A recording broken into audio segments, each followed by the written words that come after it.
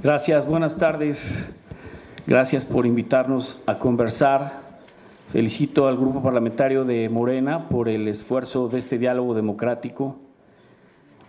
Y arranco.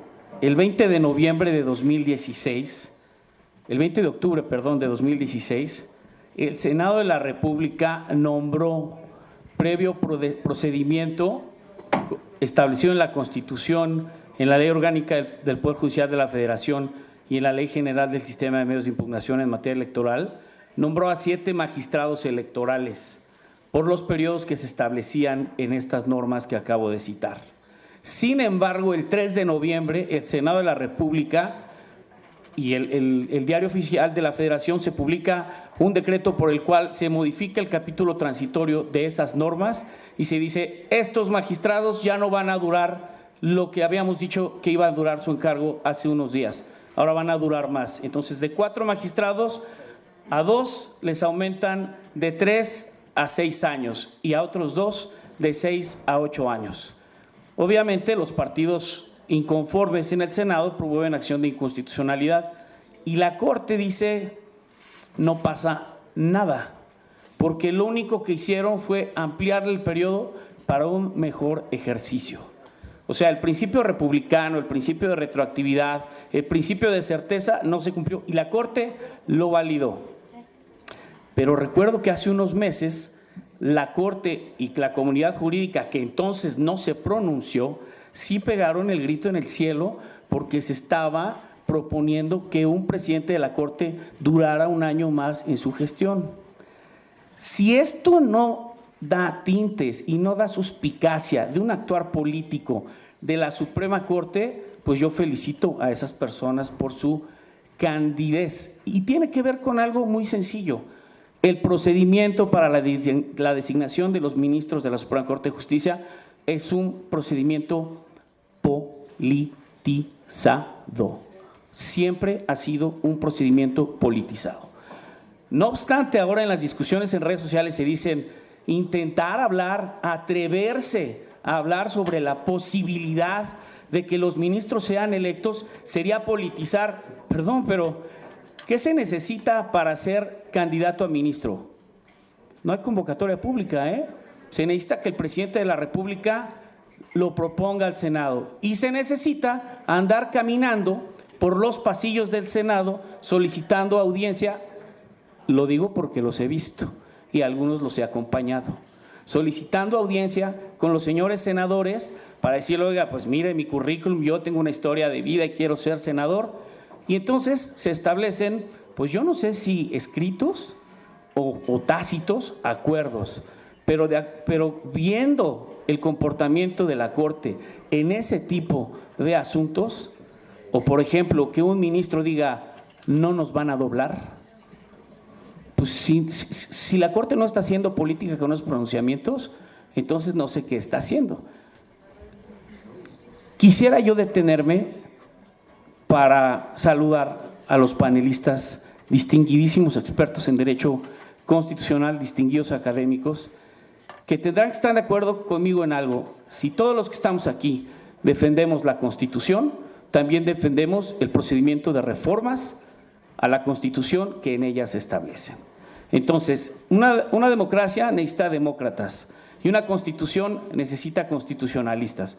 Así que todos los que estamos aquí tenemos que respetar los procedimientos democráticos dados por la misma Constitución para reformarse, siempre y cuando, aclaro, se respeten los principios, las mayorías y los ordenamientos que no pueden ser cambiados a voluntad, que requieren ser procesados por la vía legislativa y validados, y sobre todo, si es posible, consensuados. El presidente Ernesto Zedillo, cuando tomó posesión, lo primero que hizo fue eliminar a la Suprema Corte. Incluso jubiló a uno de los distinguidos panelistas hoy en día, que solamente fue ministro por 7 meses. Esa propuesta fue validada por el Congreso de la Unión. E inmediatamente el presidente dijo: ya no van a ser 24 ministros, 21 ministros numerarios y 5 supernumerados, ya no recuerdo. Voy a proponer yo a los nuevos ministros. Se los aprobaron y desde entonces así ha sido. O sea que este mantra de la Corte no se toca, pues, es pura retórica. Por supuesto que se toca, y se toca con procedimientos democráticos. Lo que no se debe hacer es tocarla de manera antidemocrática. Todos los órganos del Estado mexicano están sujetos a la Constitución. Todos son sujetos de discusión y de reforma. Vemos que las reformas que se están defendiendo o el procedimiento constitucional que no se quiere tocar, pues está reglado en el propio artículo 39. La soberanía, es muy buena la definición del doctor Carpizo, pero está la definición en la Constitución. Reside en el pueblo y el pueblo tiene en todo momento la facultad de cambiar su forma de gobierno. No se puede hacer mediante mecanismos no democráticos, se tiene que hacer respetando las reglas de la Constitución, pero nada es intocable. Y les voy a platicar una experiencia que yo acabo de vivir. Vino la renovación de los consejeros del INE y la Constitución estableció un procedimiento que se respetó por todas las fuerzas políticas. Se creó un comité técnico, ese comité técnico revisó con criterios técnicos los perfiles, se presentó a la Cámara de Diputados un conjunto de quintetas para que se eligieran. Bueno, no hubo acuerdos, pero había otro acuerdo previo y que los englobaba. Si no nos podemos poner de acuerdo en los nombres, nos ponemos de acuerdo en que se insaculen y se insacularon. No estoy sugiriendo que esto sea, simplemente creo que sí hay vías para definir y para discutir posibles rutas. Miren, ustedes sabían que para ser ministro de la Corte no se les hace examen de conocimientos, no se les hace examen psicométrico. Yo no sé si un examen psicométrico te pudiera dar datos de si una persona que sufra un ataque de ira haga comentarios indebidos. Y yo no sé si un examen toxicológico te puede hablar de la sensatez de ministros, y me voy para abajo, de magistrados y de jueces. Entonces estamos en un poder, perdón, ¿saben también que quien preside el Poder Judicial preside el Consejo de la Judicatura? O sea, yo presido el órgano que me debe vigilar a mí. ¿Y saben qué otra cosa? Que los miembros del Consejo de la Judicatura, que es un órgano colegiado, transversal, encargado de vigilar el Poder Judicial, pues deberían también ser electos.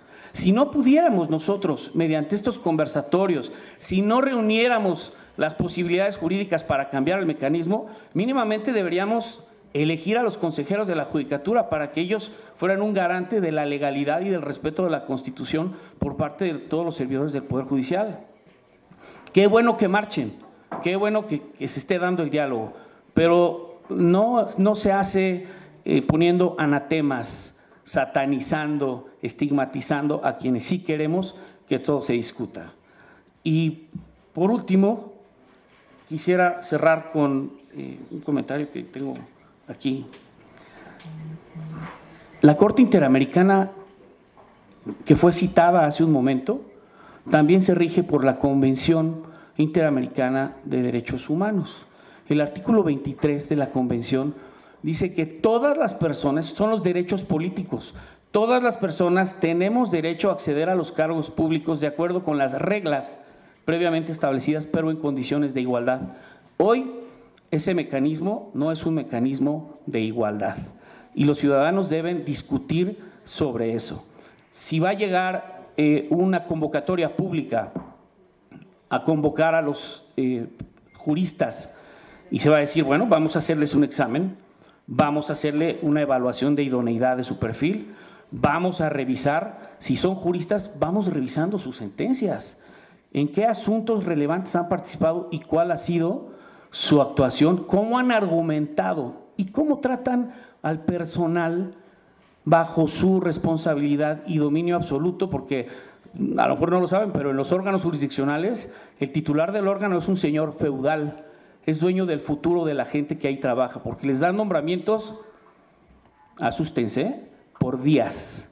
¿Sabes qué? Tu siguiente nombramiento es por 15 días. Se termina ese y te doy otro por 10 días. Y no me caes bien y te lo doy por 5 días. Ya me caes mejor por 20 días. Así hasta que yo digo, ya mereces formar parte de esta élite. Juan Salvador Gaviota, te entrego tu plaza en el Poder Judicial. Por supuesto que es una preparación para la lealtad absoluta. Esa lealtad que vimos el domingo, porque si los vieron, estaban todos cortados con la misma tijera. Entonces, creo que es urgente que tengamos que estar discutiendo esto, invitar a la gente. No puede ser esto un protocolo de que cada quien viene y platica. Si esto es un conversatorio, invito a los panelistas a que platiquemos todos y que se hagan muchos foros más como esto, porque en una sociedad que se quiere transformar, todos debemos tener la palabra en los asuntos públicos. Gracias.